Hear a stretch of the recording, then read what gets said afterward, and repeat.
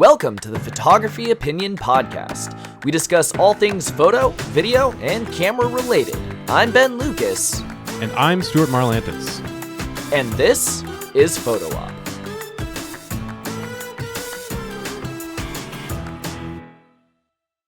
Hello, podcast listeners. Last time here on the Photography Opinion Podcast, we talked about... What did we talk about, Stuart? We talked about the worst things that we have bought as photographers. Yep, that's the one. That's the one. So because we talked about all of our terrible purchasing decisions, we thought it would be fun to follow that up with this week, is this gear professional? And basically, this episode, we are going to dive into what makes a piece of gear professional or not professional. The easiest example of this is when you look at buying a camera body. There are professional camera bodies, and then there are prosumer camera bodies. Whoa. And then they're like a grade lower than that prosumer of like, what is the difference? Why do you care? Do you have to buy professional gear to be a professional? Should you buy professional gear? When does it matter? When does it not? What makes something professional or not? Anyway, there's your Spark Notes version of this episode. See you next time. No, I'm just kidding. So, well, I guess camera bodies are as good a place to start as any. What makes a camera body professional? Both. I have no maybe idea. Literally, or what to you makes a camera body professional? Let's ask that question. I'm gonna Google it real quick.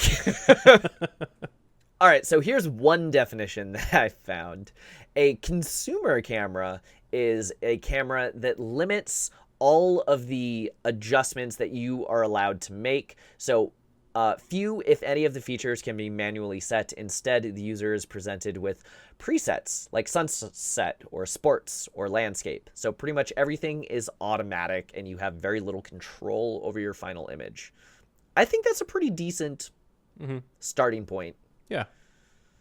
Either more or less control, I think, is a good spectrum. Yeah, for a professional camera, it really depends on your use because, mirrorless cameras are professional now. I was a groomsman in a wedding last year where the main photographer was shooting with a Sony mirrorless camera, and it looked like a point and shoot because the lens he used was so tiny. And he didn't hold it up to his eye. He just held it in front of his face, and it looked so Uncle Bob that it was making me cringe a little bit of like, is he actually getting good photos? And then I saw the photos after the wedding. I'm like, oh yeah, these are fabulous. Yeah, he's a good photographer. Well, on the really high end, like although it is mirrorless, like it's hard to argue that something like a Sony Alpha 1 is not like truly professional gear, at the very least due to the price tag.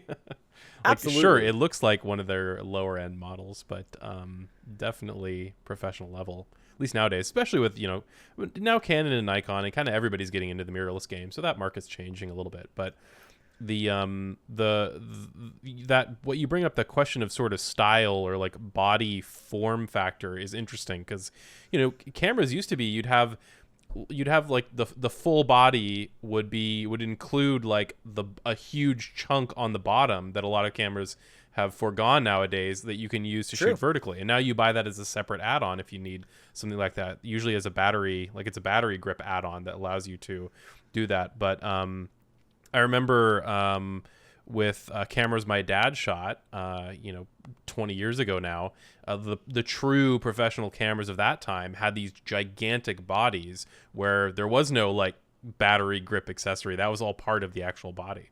Medium format. Back then it was medium format. No, these were 35 If you're shooting 35 millimeters, you're not a professional. These were 35 mil at that point. But yeah. But we're getting increasingly small cameras with increasingly good performance, and so it's the line is blurring significantly. Like, would you say that a GH5 is not a professional piece of gear, even though it's a small sensor and a relatively small camera body? It's been a professional piece of gear ever since it landed on the market. It has been a go-to standard. If you're not better than GH5, why is your camera more expensive, and what are you doing? Like, Yeah. But we use the G85. We both have one now because I stole your idea and bought one as well. I should really set that back up as my webcam. Is that a professional camera or not? Like, it starts to get into this weird zone of like, what is the limit? It does start to get into that weird zone. Well, I mean, when you get into that, we also talked a few episodes ago, I believe, about like how many cameras you have and why do you have that many. Of like, it serves a purpose. So whether it comes to camera bodies or any other piece of gear, here is my minimum definition of personally what I think makes something professional. Can you, and here's the key, reliably get the job done? That is it. So, like this definition that I found online of can you manually set stuff, if you handed me a point and shoot camera where all it had was these automatic modes, I would absolutely say, no, this is not professional. And that is okay. So if it doesn't do something that you want it to do and it doesn't allow you to change that, well, then you can't reliably get the job done. I did a video on C-stands, and what's the difference between a crappy C-stand and a professional C-stand? Well, a professional C-stand will do the thing it is supposed to do and hold the piece of gear you put on it, versus a crappy one, like if it folds or bends or wobbles too much, your light doesn't stay still, you have to put 800 pounds of sandbags on it to hold the simplest thing, then no, what are you doing? This is not a professional piece of gear. So I think what it really comes down to is if a gear can reliably do the thing you need it to. Which I would argue is also a big component of being a professional anything. Is like somebody's paying you to reliably do a thing. In this case, that's very true. Take photographs or shoot video or whatever. And so if your gear, farther down the chain is not reliable, then you're not reliable, and therefore you're not a professional anymore either. So that's very true. So there was one photo that I took. Literally, my very first camera. Oh, it's Ben's first camera. So like I go to Costco and I buy my Canon Rebel, definitely a professional camera, right? Yeah. And so I'm sitting on a park bench reading the box, and I'm a UW student, so I'm at the UW. And someone walks up to me, they go, "Hey, are you a photographer?" I'm like, "Well, I just got this camera." So yes. Sure. And they're like, "Hey, we have a photo shoot tomorrow, and we haven't been able to find a photographer. Do you want to come do the photo shoot?" And I did. So literally day 2 with the camera, I had my very first photo shoot, and I took a photo that was accidentally phenomenal. And that photo was in my portfolio for the next like 5 years or so. And so it's not saying that you can't get a good photo. You can get lucky. But you can get lucky. But what's happening is as I got better, I can more reliably take those phenomenal looking photos to the point where that was not a rare occurrence anymore. That was my status quo. A photo must be at least this good, or I don't even show it to a client anymore. So there's definitely something to that. Yes, can this take good photos? I'm sure it can. But if you watch Chase Jarvis try and shoot skateboarders with a Lego camera, can he do it? Yes, but it takes many, many tries. Yeah. Well, and the other question I would have is, what if the gear is by nature unreliable? Does it become unprofessional? Like GoPros would arguably be the professional action camera of choice, but GoPros are notoriously unreliable. Are they now not professional gear? Okay, so how are GoPros unreliable? Well, they often like the big story right now is the new Hero 10 overheats constantly and will literally stop working, or they'll often lock up. I've had them be really glitchy where they lock up and you can't use them, or you have to pull the battery out to get it to reboot.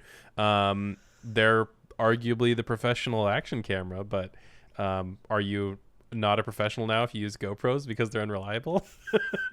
Yes, that's what that means. Yeah, I guess so. Unfortunately. Yeah. Well, so here's a funny concept for any of you out there that are not professional and you're like, wow, these guys just have these amazing tools that I don't have access to. The secret is we don't. So a few years back, I had a short-term contract, just like a 6-month contract, with a company that rhymes with Schmamazon.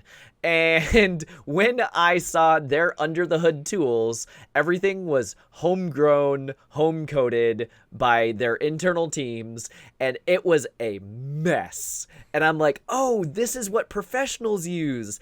Wow, this is so janky. Okay. Of like, by the time I became a professional and started seeing like what is industry standard, what is museum quality, I'm like, oh wow, this is bad. And that's a good point, because like the janky setups is a real thing. Like that just happens. Like you'll do everything you can for things to go smoothly and all the equipment to work. But boy, there have been some shots that are like, they look great at the end and you got the shot and that's what makes you professional. But the rigging to get that shot is some of the worst, jankiest, like anybody from the outside would be like, these guys don't know what they're doing. But hey, if it works, then you get the shot and whatever it takes to get the shot, right? That's what it takes. That is all that matters. Absolutely. Yeah. So yeah, what makes a piece of gear professional? So I know that, just for example, I use Palsy Buff's, flash heads, and those have been lambasted by many different people for not being good, and that's because the color accuracy can be off, and every once in a while it is. That's because their recycle time is not as good as something as like a Pro Photo, definitely not as good as like a Braun color. So there's the action, the power output.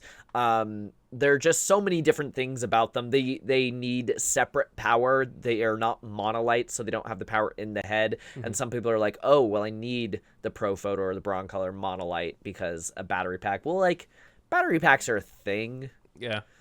So but the other thing too is like, do I need that flash to go reliably at 10 frames per second?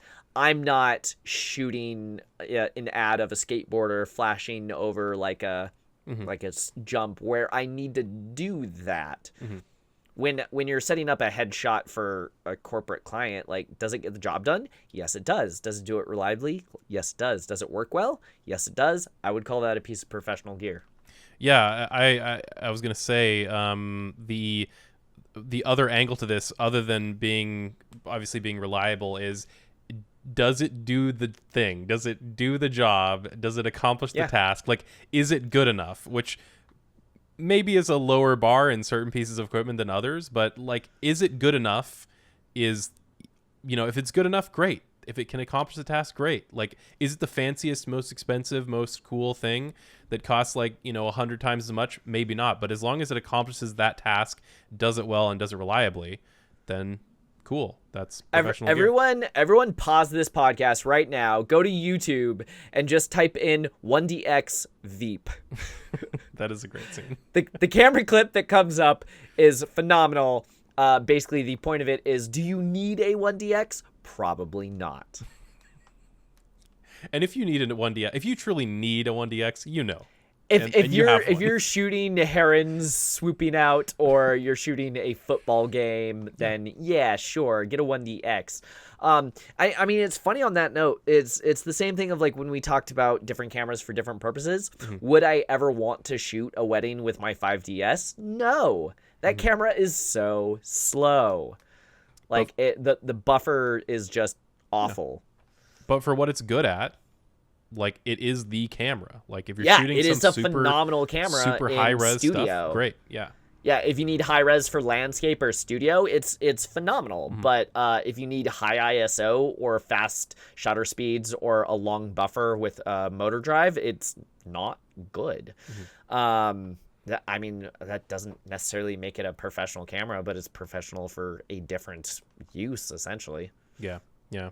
And one of the things with professional gear is like you're going to have to do your research. So I have been relatively, I would say, famous among my friends and work acquaintances for testing a lot of like alternative or lower priced gear. Sometimes it has been That you great. do. And sometimes it has been not so great. Like I was an early like Young Duo and Godoc's not fanboy, but like advocate maybe is what I would prefer to say. Well, so I mean, just to butt in really quick, I did a video on the Amazon Speedlight, and I was testing it. Granted, my Canon Speedlight was like 10 years old, and people are going to be like, hey, why don't you test it against a new one? If I could afford a new one, I would. Anyway, so I was testing my good Canon Speedlight from an eon ago to the new $20 Amazon Speedlight, and you happen to show up with Yang Nuo Speedlight, and you're like, why don't you throw this into your camera review too? So what was supposed to be an Amazon Speedlight review turned into buy Yang Nuo, which was weird for me. And it's funny because nowadays people are like, oh, this is phenomenal. I should go buy one. And I have to go into the comment section and go, well, actually, a few years ago when this video came out, it was good. But now the one you actually want is this because it's just a few dollars more and it has these 3 features this other one doesn't have. Yeah. There are classes of gear where the line between where you can get something that's professional but also quite cheap. Now there's going to be a ton of bickering. People that buy the name brands are going to come in and say, oh, you'll never be professional because only this brand that costs 8 times as much as the true professional brand. You can basically ignore those people. You need to do your research for stuff like that, where, you know, stuff like speedlights where it could be a little bit harder to tell, it could be a little bit dodgier. You're going to need to do your research and make sure that people have put these things through their paces before you put your money down. Even if it is cheaper, don't waste money. Like, definitely do your research first. But something nowadays, increasingly, something can genuinely be a good professional piece of equipment and be cheap. So that's true. Nowadays with the globalization, things are a little bit I would weird. also say just like use common sense and your gut. Of course. Because a Pocket Wizard is what, $130 each, and when you can buy a pair of flash triggers for $40, that's $20 each. That sounds too good to be true. It probably is. I know this because that was my first flash trigger, and the very first time it fell off a stand and hit the pavement, like the soldering inside it broke, and I like resoldered it, but it was never the same, and it would work for weeks at a time. And then I tried shooting a wedding with it, and then it was dead all day. Fun. And that was the, oh great, I need to buy new ones. No, I've used and abused my name brand Pocket Wizards horribly, and they still work like a champ. Of like, that is the level of professional gear. Definitely worth paying for name brand with that kind of stuff for sure. Yeah. So yeah, use common sense. You know, you see this kind of stuff all the time. I've seen it very commonly with like computing equipment where photographers want a new like drive to hold all their images, and they say, oh, well, you know, I went on Amazon and there's like this SSD that says it's 20 terabytes for like $40. I'm like, no, that's a scam. Like, you need to. What it is it's a micro SD card inside an adapter. Yeah, and it's like 1 gig, and it has a faked firmware to pretend like it's bigger than it is, but it just starts writing over itself. Like, definitely use common sense for stuff like that. If it really truly seems too good to be true, then it definitely is in that case. But you still can find some good deals out there. So just because something is inexpensive doesn't necessarily mean it's bad. Just use common sense. All right, so we've kind of been talking very vague booking, if you will, about what is professional and what is not. So for this next part, let's go through like some different like categories of stuff, or maybe just listing stuff of what is something that you definitely always buy name brand, and what is something that you do not care. You will buy the cheapest thing because the cheap one is exactly the same. I'll start iPhone or iPad cables. Like, I don't necessarily buy name brand, but like, I'm gonna buy Anchor. I'm not gonna buy the dollar store ones. Yeah, I won't buy Apples because they're trash. I'll buy the good third-party brand, which is Anchor, or there's a couple of them, but Anchor is a good rule of thumb for that kind of stuff. But yeah, don't buy the dollar store one. That charger is not actually gonna charge your phone. Yeah. A lot of that goes for me with a lot of electronics. Like, I will buy something that is a better brand, like hard drives, power supplies, like a lot of the stuff that's key. Like this has to work and this needs to not fail, or I lose data, or I lose hardware because this explodes and ruins everything. Like you should not get the cheap, random, no name, unbranded thing out there that's not going to work out for you. Yeah. So some of that stuff that's like mission critical to the function of either a piece of equipment, a computer, or like storing photos, storing video, like that needs to be good. So I'll buy. I'll throw brand one for that. out that sounds weird, okay? Because I know you have a lot of cheap third-party batteries, but when it comes specifically to my Canon, was it LE6, LP6, whatever that battery is, I only buy Canon brand. I will not buy third-party. That's fair. Yeah, I've got. I have more of a. I've kind of moved back into name brand a little bit more. There are certain things where I will be okay with like NPF batteries. So like the big Sony NPF batteries, Yeah. I will pretty frequently buy third party on those because that market's been kind of figured out and there are good third party batteries there. But like when I got my Sony A7 III, the FZ100 batteries weren't really good third-party options. It was too new. And so I bought multiple of the actual name brand Sony ones. I have tried a few third-party since then, and they're getting better, but I still feel like it's not like NPF where they've really been figured out. Like, it's not quite there, and I really lean on the Sony first-party ones more than the alternative ones that I've tested. So I agree with you there. Yeah, I have a few devices that run off that same battery, so that way it's like compatible with all your stuff. And they come with a third-party battery, so I have it marked spare on the battery because whenever I put that in, it doesn't last as long. Whenever I'm shooting a wedding, my normal wedding, if I'm starting at, putting on the shoes and getting ready in the veil, and then I can pretty much guarantee that I won't have to change my battery until, toasts. That's about when I'm getting down to the point where I need to switch out. But whenever I use those, I'm changing probably like right before the first kiss, and I hope that their ceremony takes a long enough time that like it just doesn't work. And when I do my cosplay photo booth, I use the motor drive on the camera, and it needs to brit. And when I use the third party battery, or when the first party battery gets to about 25 to 50%, it goes click, click, click. And that's not the same as Brit. Yeah. Yeah, I'm also a big advocate of like spend money where you spend your time. So like stuff like bags, like photo bags, equipment bags, like often spend a little bit more than buying some random no name bag because they're better padded, they have better handles. Like if it's a backpack, they've got better straps that are more comfortable. Yep. If you use it every day, yeah, exactly, that sort of stuff. So a lot of peripherals for like editing, like a nice mouse, like use that every day. Like you don't want to mess up your hands. I've run into some repetitive stress injuries with my hands, and like you don't want to screw with that stuff. Like get a good mouse, get a good keyboard, get good monitors. Like you're going to be staring at these for hours and hours and hours working off this stuff. So like get something that is good.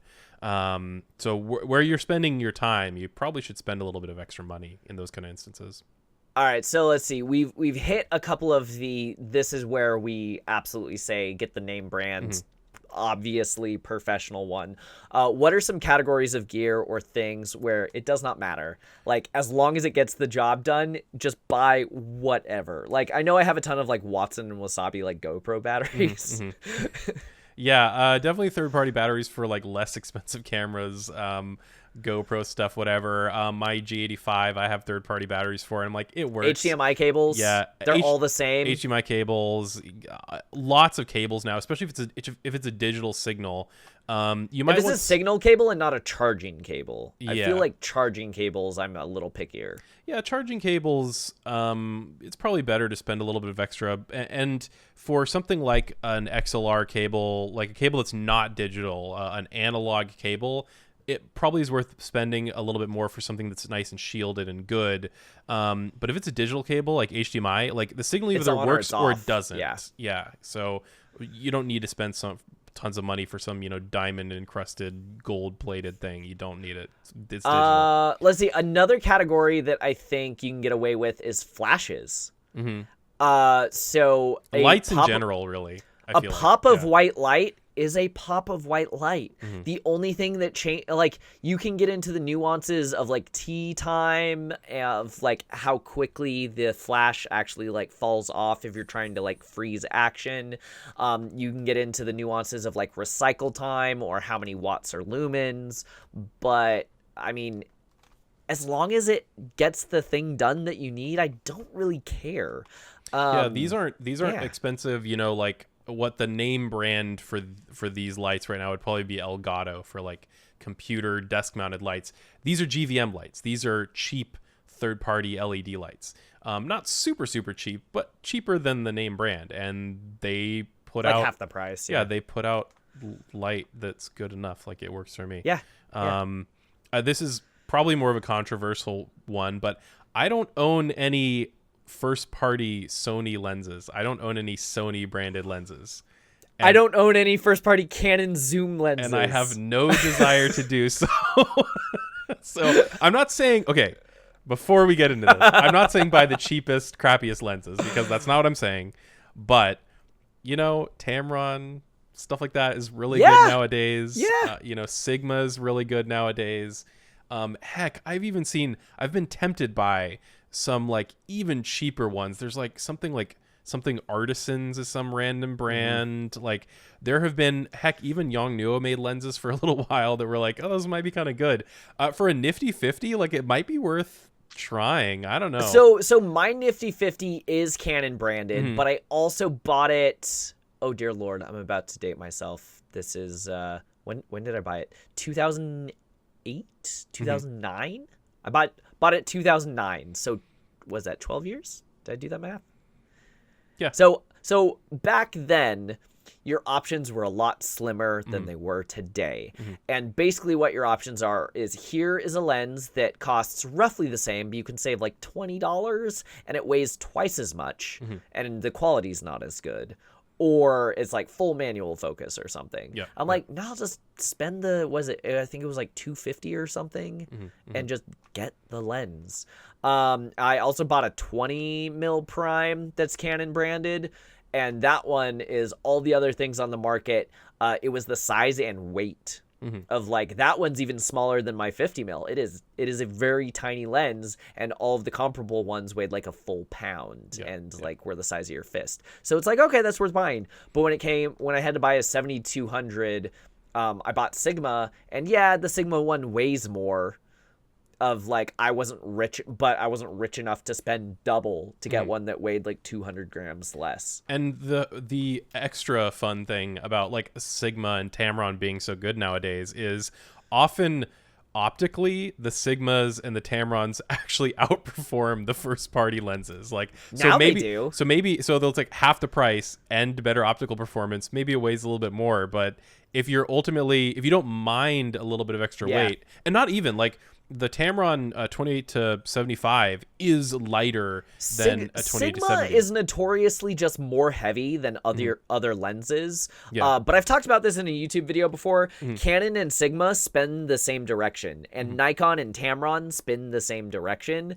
And just my muscle memory of like trying to switch brands just kind of messes me up and slows me down while I'm shooting. So I will take the extra weight of a Sigma over a Tamron because it spins the way my brain is used to. Yeah. But I mean, at worst, you have a little bit of extra weight, but you might actually have superior optical quality. And since the whole point is optical quality, pretty much, and you can spend that $1,000 on like a plane ticket to Europe. Exactly. Or or you could buy another. Like, you could buy two lenses for that. Or I mean, some people, you don't even care about. Or you could donate it to us. There you go. Our Patreon. Patreon.com/nomcreative. There you go. See? Plugs. That's a plug right there. And some people don't even care about that. Some people are like, the Helios lens is really popular for a while. Like, I want to buy this old, like, 60s, 70s vintage Russian lens that is intentionally bad because I like the look of it. Like, fine, whatever floats your boat, whatever you're working on, and you want that certain look, that's fine too. So, no first-party Sony lenses in this house, and I am totally fine with that. And I'll continue to buy Tamron, and maybe someday I could be convinced to buy a Laowa lens or 2 or 3 or 8. Everything Laowa, hit us up for a sponsorship. Everything they make is amazing, not sponsored. Hashtag not sponsored. I wish. Anyway. Yeah, this has been fun and interesting banter. Do you have any kind of closing thoughts, things that people should rule of thumb, maybe always buy or never buy? Always buy or never buy. I hesitate to say always buy or never buy because stuff changes all the time. I got one. Every time my mom needs to buy a HDMI cable, she goes to Best Buy, and it pisses me off because she spends like $60 on like a 10-foot cable. Always buy cheap HDMI cables. Always buy cheap HDMI cables. Okay, granted. And I guess always buy Anchor if you don't want to think about it. There are other brands, but like if you want cables for your mobile devices, just buy Anchor and stop thinking. Hashtag not sponsored, but that is spelled Anker. No, they do make really great cables. And the other thing too is I actually buy my cables in different colors. So all of my USB-C cables are blue, and all of my iPad cables are red, and my micro cables are gray or black. Just so I can at a glance like, oh, that's the one I need. Good stuff. But yeah, I mean, a larger picture. You know, the gear doesn't make the professional, although the professional is supported by the gear. So make sure to do the job you need to do and do that job consistently. And I think that's all that really matters at the end of the day. I'm not sure if we stayed exactly on track or if this went way off the rails. But anyway, this was a fun conversation. Yep. Thank you all for listening. Again, if you do want to support us, just $1 helps. Help us keep the microphones on and the servers up. Patreon, it is non-creative, or you can, go support us subscribe on YouTube. Any of that shindig, like, share, tell your friends, all that good stuff, and we will see you next time. If you have questions or ideas for future episodes, you can email us at hello@photo-op.show. Watch us on Ben's YouTube channel at Non-Creative. As in Om Nom Nom. Share this with a friend, and you can listen to Photo Op anywhere podcasts are sold. Or download it. 'Cause it's free.